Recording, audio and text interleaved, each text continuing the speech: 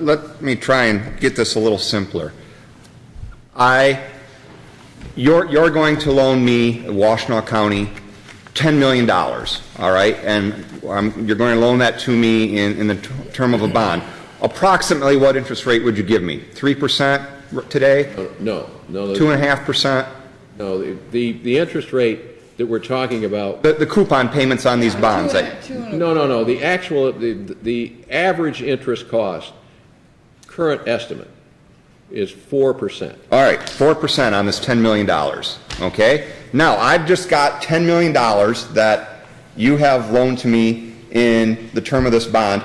I need to do something with this $10 million until I have to make these obligations. So, gee, let me think. I'm going to buy some bonds because those are pretty conservative. I'm going to go and buy some bonds from our treasurer who had some tax anticipation bonds or some delinquent personal property tax bonds that we sold recently, and they're 4% again.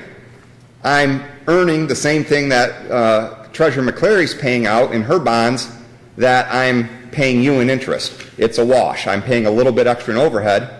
So why, again, is this interest rate so critical that we take care of this in the next few months? The money, of course, is not going to be invested exclusively in bonds. It will be invested by the people that are hired by these two funds. And that will be invested at an interest rate which, at least based on the current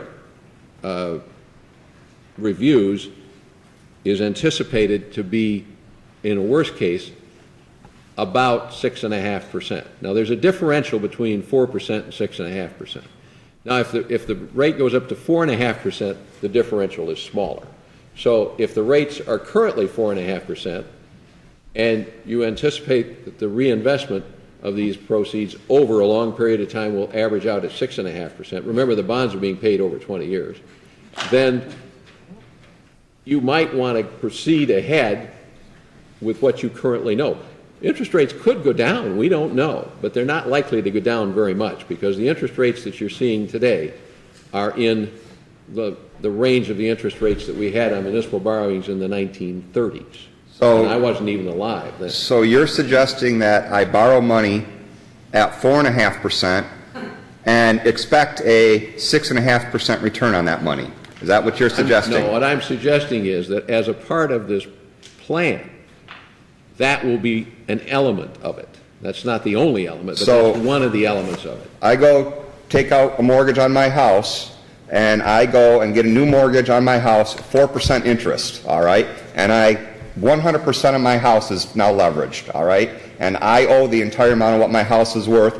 I'm paying 4% interest on my mortgage, whatever type of mortgage that is. I should take that money and go and invest it in the stock market because the stock market's going like gangbusters right now. And I can make 6 or 7% difference on that right now. I'm not suggesting that this is quite the same as what you just described. But you just said I wasn't going to buy bonds. I was going to buy equities. Let him finish your question. Anyway, but I understand what you're saying, and if you'd looked at it only from that standpoint, you'd say, well, I'm not very interested in doing that. Okay, but there are other aspects to this. The interest differential is only one of them. And I think you ought to hear the complete plan before you go through that. And those are financial questions which will be answered by the financial consultant. All right. My question was specifically about that interest rate differential. I think I've done with that right now. Thank you, Chair.